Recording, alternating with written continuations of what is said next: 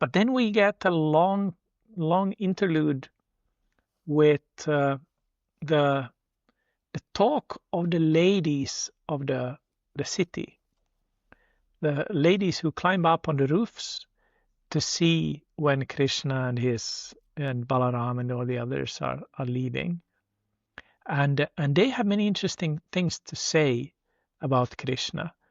You mentioned that their words or the verses spoken by them take up about half of the chapter. After that, we'll hear then about the journey that you already mentioned for us. What are they saying about Krishna, these ladies? Well, yeah. The first thing it says about the ladies in their talk is more attractive than the hymns of the Vedas. So as they begin to talk, then the text comments that their talk was more attractive to hear than the hymns of the Vedas. That was just very nice, a very nice thing to say. And it just helps us understand, we talk about the patriarchy, and I was talking to someone yesterday and they were talking to me about the patriarchy and all that kind of stuff. And yes, it may exist in some forms. I think we've politicized it a bit much, because we look at a chapter like this, where most of the chapter is women's is the voice of the women, and how they describe Krishna and his appearance. So they start by describing him in the world and who he is. He's the supreme, and everything comes from him. And but then it ends up in great intimacy. So their talk really goes from the first canto to the 10th canto of the Bhāgavatam. And it's just, in 20 verses, it kind of encapsulates the whole of the Bhāgavatam. And it's very interesting that it's women who can get there very quickly.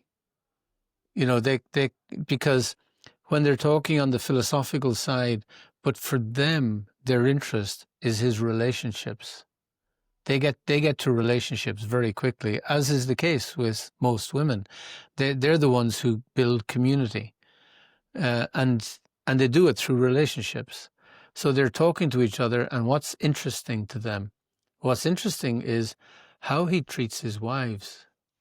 That's interesting to them, and who his wives are. And his wives are these queens in Dvārakā. But it also says, these queens of Dvārakā, it says, what kind of vows and penances and pujas and prayers did they undergo so that they could have this intimacy with Krishna? And then the intimacy is kissing, that they get to kiss Krishna. And then in the same sentence, and the residents of Vraja Bhumi as well. So it's put the wives of Dvārakā and the gopīs into one sentence. Now this is interesting for women, because the wives are married, the others are girlfriends, and they're not making any distinction. They're validating both, not only validating but glorifying both, and thinking these wonderful women. What great thing. So they're not looking at it from a sociological perspective, or from a kind of a cultural or a caste perspective, or a perspective of social respectability. Because then you would start to comment and say, yes, well, there's the wives, they're the proper ones, and the other ones they're just girlfriends, obviously, so we can't take them seriously. Let's not talk about them. But no, they were saying, no, all of these women are so special. Why? Because they got they had such an intimate relationship with Krishna that they're just in awe of this. And I just thought, wow, so they got there really quickly from what sounded like, a good old plenary expansion, and the plenary portions, and the conversation starts like that. It starts like a philosophical analysis of God and the world and the manifestation. But it gets somewhere very interesting very quickly. So I was struck by that. Yes. What else struck me? In text 24, I thought particularly, I'll actually read it, because my dear friends, Here is that very personality of God whose attractive and confidential pastimes are described in the confidential parts of the Vedic literature by his great devotees. It is he only who creates, maintains, and annihilates the material world and yet remains unaffected. That sounds like straight out of the Bhagavad Gita, a little synopsis of the Gita. Because in the Gita, of course, Krishna is saying, you know, this is the king of knowledge, and now I'm going to tell you some more knowledge. Now I'm going to know some confidential knowledge, now more confidential knowledge, now most confidential knowledge. So he's opening up and revealing more and more as the chapters go on. And this is saying the same thing, that these pastimes are confidential, and they're in the confidential part of the Vedas. So they're not usual. And it is he only who creates, maintains, annihilates the material world, and yet remains unaffected. I mean, it's just a synopsis of the Gita in many ways, you know, the kind of philosophical basis of the Gita. And this idea of this being confidential, and the wives and everyone having access to that confidentiality, it's all about relationship. And that's what's exemplified in the Gita. As Arjuna asks questions, Krishna answers the questions with a deeper knowledge. He reveals more. And that's just how the world works. That's how any relationship works. You know, if you don't ask a question, it means you're not really interested. So no one's going to answer the question. No one's going to go further because you're just downloading then. So there has to be a tete-a-tete, this relationship going on. So if we have a relationship, if we are eager for a relationship, then we'll ask for it, and then we'll get it. That's kind of what it's saying, you know. It's saying it's confidential, and it's in the confidential part of the Vedas. So what's the confidential part? The part that talks about relationship. And relationships are difficult to talk about because they're personal. And unless you're in a relationship, you can't understand it. So how do you talk about it? So it's easy for us to be philosophical and conceptual, but it's much more difficult to look at relationships. And that's why, for instance, the Chaitanya Charitamrita is considered the highest text.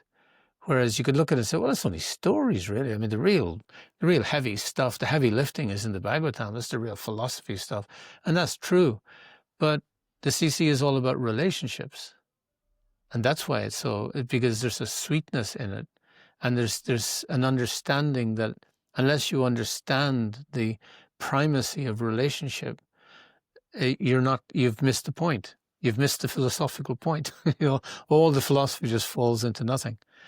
So it's just very interesting in this chapter how these ladies, they understand the philosophical basis as described here, and then they get to love and even to the intimacy of kissing Krishna, which is obviously what they're interested in, which is fine.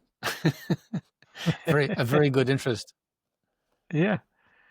No, that's an excellent way of putting this. Another thing which struck me in these or I was struck by two things. One was how they often begin their verses by saying something like sa isha or isha vai, here indeed, or just here, or look here. Here is the absolute truth. This person here is God. So this kind of like direct presence of God that they are aware of. The other thing which I was struck by was you say that they speak about relationships, and especially female relationships with God from the point of view of a deep philosophy. But they also speak about these relationships with no sign of jealousy. Often when men portray women in novels and so on, women are portrayed as being intensely jealous of each other, and always interested in backstabbing and like pointing out each other's flaws and things like that. That's kind of the view of the patriarchy of women. But there's nothing of that in these words here. They're just amazed by the fortune of these different women, of Dvārakā, of Vrindavan, and exulting in their joy. I found this to be extremely inspiring. Yeah, that's very interesting. I hadn't thought of it like that, and it goes to, I mean, maybe what further exemplifies that then is another verse that I really liked when I read it, and it maybe is proving your point. When they talk about these ladies, all the women glorified their lives by being in association with Krishna, despite their being without individuality or purity. And I thought, what does that mean? That's kind of, is it a backhanded compliment? They've glorified their lives despite the fact that they have no individuality or purity. But when you think of it, the 16,000 wives were rescued from Bhaumasura. So they had been kidnapped and had they were prisoners. And by being with Bhaumasura, they became unmarriageable because no one knew if they had been molested or not. So no one was going to marry them. And they were all high-born women, so they were really destitute in every sense, in every way that we could look at things socially, which is how we look at things a lot. But they're saying that despite that, and then also with the gopīs are his girlfriends, in spite of the fact that no one wanted them to be there. You know, everyone wanted, no, be good, you're married, and, you know, people trying to keep Krishna and Radha apart and all that. You know, but at the same, and so we can make an issue about their purity, and people do, about the fact that they're unmarried and everything. But these people are saying that this is what glorified them, these women. And it's not simply jealousy then. It's even beyond social convention, completely beyond social convention, that so many of these people have transgressed social convention, and Krishna accepted them and they accepted Krishna, and that's why they're glorifying them. They've glorified their lives because of that, and these women are glorifying them more.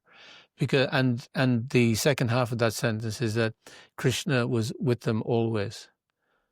And, you know, because of that, they have this bond with Krishna that's just incredible to see. So he accepted, it wasn't just that he accepted women, he accepted women who were unacceptable. And it wasn't an issue for him. It was just about love. They wanted the relationship with him, and he gave them the relationship beyond any material consideration, any social consideration, any political caste consideration, religious consideration.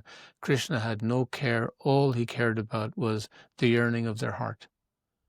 That's all he cared about, of the gopis, of these ladies, and everyone else that he married. It was just the yearning of their heart. Is the only thing he responded to. And these ladies are recognizing that, but I hadn't thought of it like that. They're recognizing it so honestly, so open-heartedly. That's a very good observation. Yeah, that kind of makes sense. Yeah.